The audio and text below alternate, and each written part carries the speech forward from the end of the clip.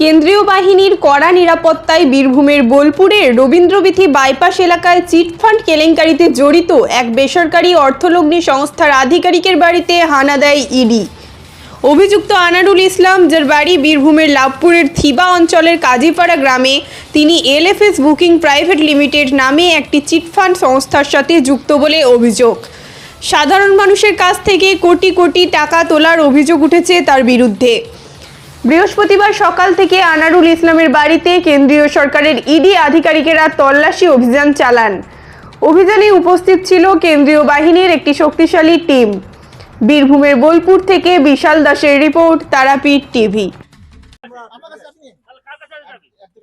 চুরি করে এই গাড়িটা বানানোর গাড়ি, এই গাড়িটা বানানোর গাড়ি, সমস্ত কিছু ব্যবহার করেন। আপনার বাপ পাওয়া ব্যাটারি কেন নিল আনানোর কাছ থেকে? আপনার বাপ পাওয়া ব্যাটারি কেন নিল বলুন? বলুন পাওয়া আনানোর সম্পত্তি, এই সম্পত্তি আমাদের সম্পত্তি। আপনার বাপ কেন পাওয়া ব্যাটারি নিল? বলুন যে নেই নেই, বলুন আপনি স্বীকার করুন। আপনি নিয়েছি কি নেই বলুন পাওয়া ব্যাটারি।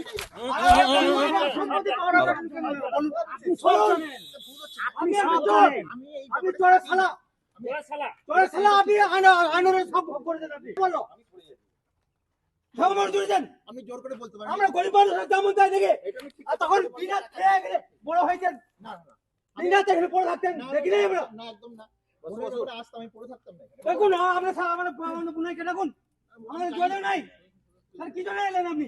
দেখুন এখানে আমরা যখন গরিব মানুষের এই কথা আপনি এক লোকে পড়ে থাকুন, কি জন্য দেবো আপনাকে? সব লুটে পুটে খাইছে, সব লুটে পুটে খাইছে। আপনার কি হয়? আপনাকে মেরে করে ফেলে দেওয়া উচিত। আপনার শালার বিরুদ্ধে কয়েক কোটি টাকা আর্থিক তছরুপের অভিযোগ উঠছে, কি বলবেন? আপনি জানেন না? জানেন না? এই যে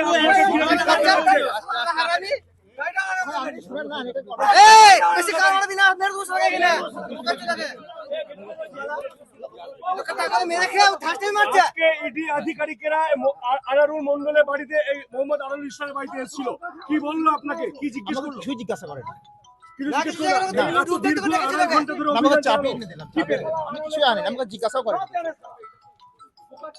কেন এরা ইডি আধিকারিকরা কেন এসেছিল?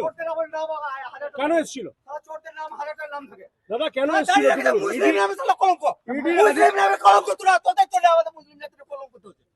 তোদের নামে মোহাম্মদ আনারুল ইসলাম, শালা চোর চিটিংবাজ, শালা নামাজ পড়িস পাঁচ ওয়াক্ত, তোর বাপ শালা এত বড় দেশ পড়ে, শালা আমাদের মুসলিম জাতির কলম দিতে হচ্ছে তোদের জন্য। শালা চুরি করে তোর বাপ কেন পাওয়া ব্যাটন নিল? বল বল পাওয়া ব্যাটন কেন নিল? আনারুল চোরের সম্পত্তিগুলো বল, জবাব দে আমাকে। শালা যেমন তাই পেয়েছিস, আমরা খবর রাখি না? মনে হচ্ছে পালিয়ে গেছে, তোদের সব প্রত্যেকটা উপরে আমাদের গোয়েন্দা লাগানো আছে, জানি না কোথায় কি করে। ওখান থেকে শোনো না, ওইটা একটু ফ্রেম এইদিকে এসো। শালা শালা তার ঘর চুরি হয়েছে, শালা খবর চলছে দিদি পাতে থানাতে, এই দিকটায় আয় না, এই শালা দিকটায় সোরের বাচ্চা, শালা মিষ্টি মিষ্টি কথা ধর্মের টাকা বেচে দিয়েছে শালা তোর, তুই আর তোর বাপ, তো শালা তোর বাপ শালা ধর্মের, শালা নামাজ পড়াই, শালা পাঁচ ওয়াক্ত নামাজ পড়াই, তোর কুচে ধরে না, শালা চুরি করার টাকা খেয়ে তোর মেম্বারে ওঠা, মেম্বারে ওঠা, তোর বাপ কেন পাওয়ার পেটু নিয়ে নিল? বাপকে ডাক এখানে।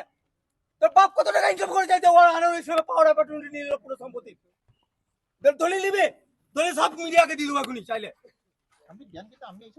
থাকি না তাহলে কি জন্য এসেছিস এখানে? কি জন্য এসেছিস? কি জন্য তোর বাপকে পাড়া, বাপকে পাড়া এখানে একটা মাথা ছিল এখানে, সারা জামান পাইছিস কষ্ট করে টাকা ওটা হারামে টাকা তোদের মতো যে লোককে ঢুকিয়ে নিয়ে কাটিয়ে দিল।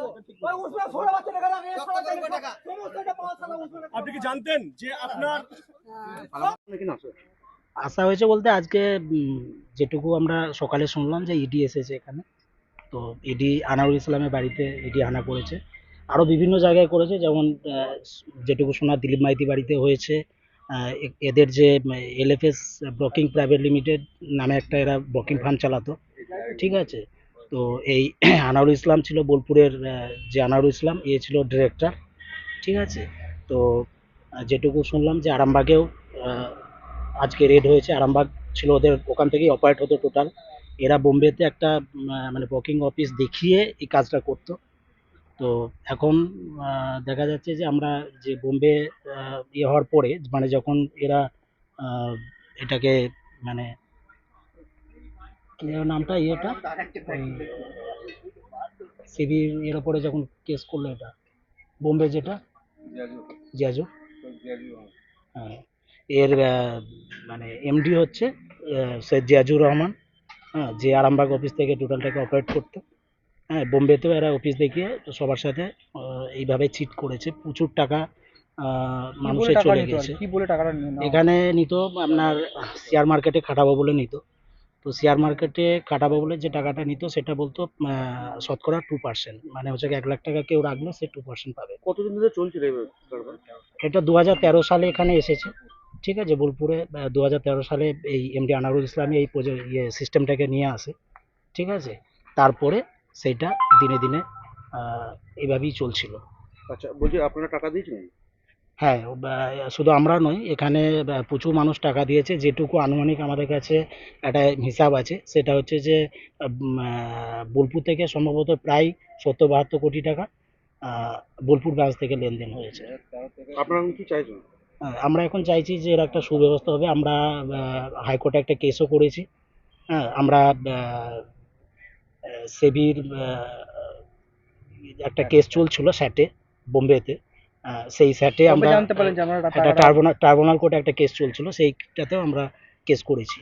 কবে জানতে পারেন যে টাকাটা আপনার এটা 2023 জুন মাস করে আমরা বুঝতে পারি যে এটা ফ্রড হচ্ছে। আপনার নাম? আমার নাম আলিবুদ্দিন শেখ।